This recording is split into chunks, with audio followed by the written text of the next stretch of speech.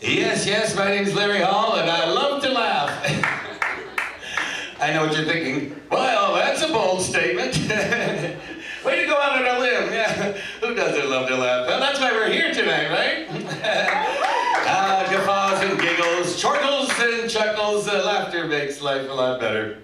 And I'm happy to tell you that I was recently named Seattle's king of mirth, merriment, and general conviviality. Yes, oh, hold your applause, that's okay. Well, okay, I'm the one who named me that, but it was recently.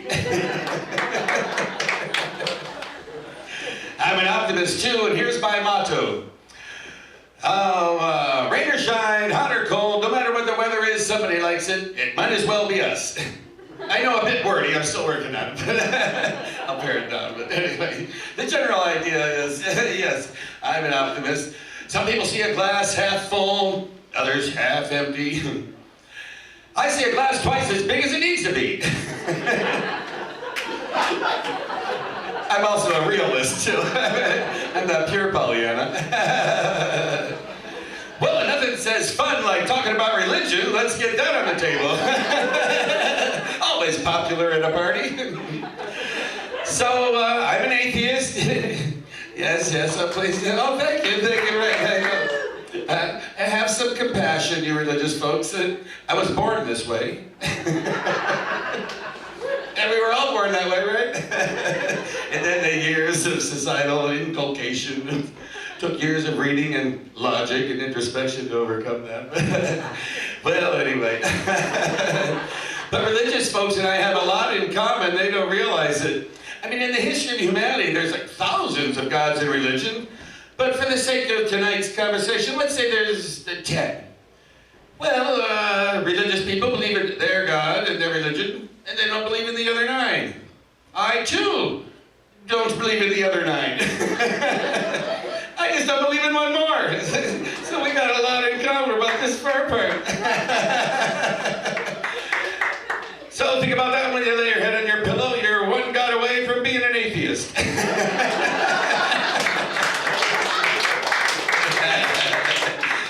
Yes, indeed. Another thing to think about when you lay your head on your pillow, I was reading in the paper yesterday that we have 40,000 dust mites, little microorganisms, living on an average bed pillow, feeding off a dead skin. Well, that's a pleasant thought. Sweet dreams. I know. I read that yesterday evening. Yesterday night, I slept standing up.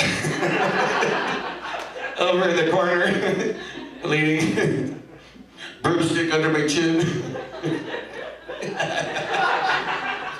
Tonight I'm just gonna kind of like slowly lay my head on the pillow. Maybe they wouldn't know they won't know I'm coming.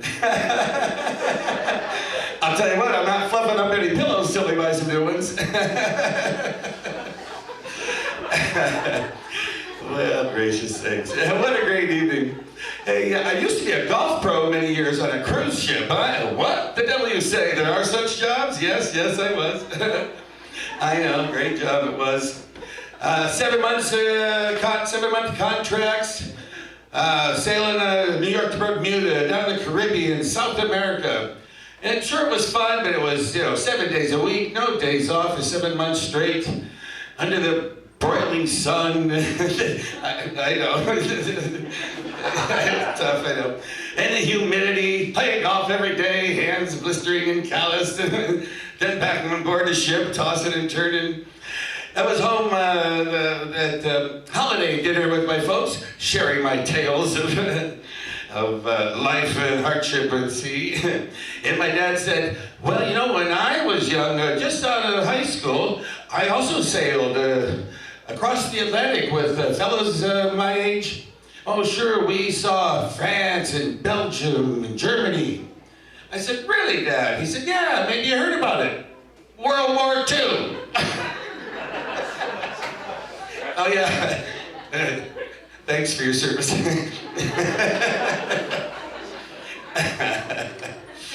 Oh, goodness. I went to the dentist the other day. He said, Larry, your gums are very tender and bleeding.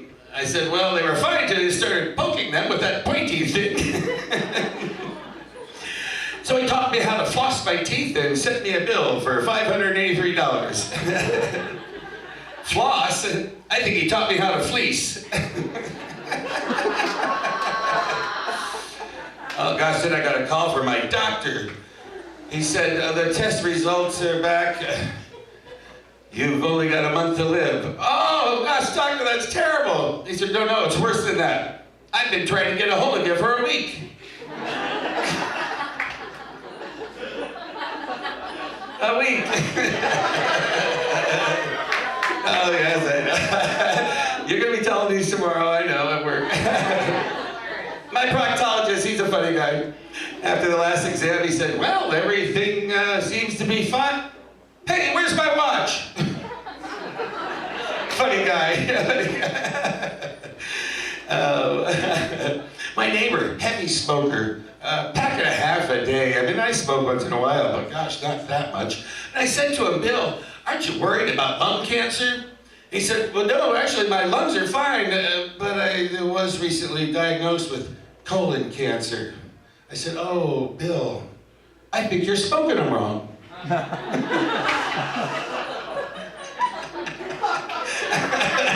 Smoking them wrong. Anybody got a light? Okay. Didn't know how to have to pantomime the joke for some of you.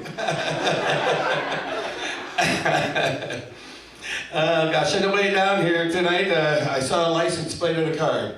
AXR 397. Right, yeah, what are the odds? License plates. You know they're made by convicts in the state penitentiary? That's right. Stamping them out, 5,000 a day. Montana, they put the logo, in the slogan for the state. Montana, big sky country. Poor fellas in New Hampshire stamping out their logo, slogan, motto, whatever. New Hampshire, live free or die. Can I be done making license plates now, boss? I saw a friend of mine the other day. He didn't look very well. I said, yo, brah, stop. Yite. No, I didn't say that. I said, my dear man, you look rather peaked. Are you not feeling well? I didn't say that either. I just said, hey, Jim, what's the matter? You don't look so good. He said, I know, I just feel kind of funny.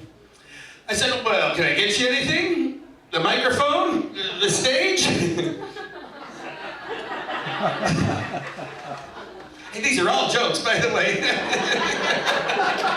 Come on, I laughed at you guys when you came in.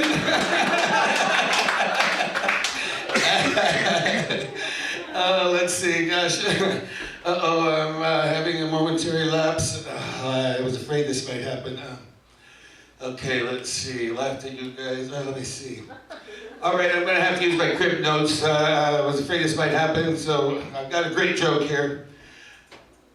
Loaf of bread, pound of sugar, quart of milk. My wife, she's funny too. Thanks, honey. Okay, now what do I do? And shoes, okay. No, really. I got pulled over by a cop the other day. He said, you smell like beer. How many have you had? I said, how many do you smell?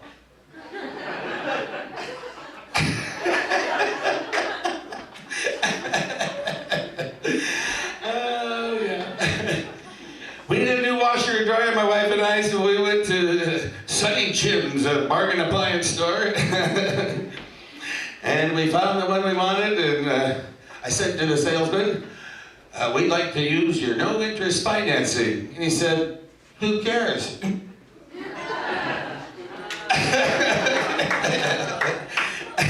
Where were we with it? No, my wife, she's a great cook. We eat home all the time. But the other day, I stopped at KFC and got a bucket of chicken. You know, the food was all right, but I couldn't get used to the mop smell.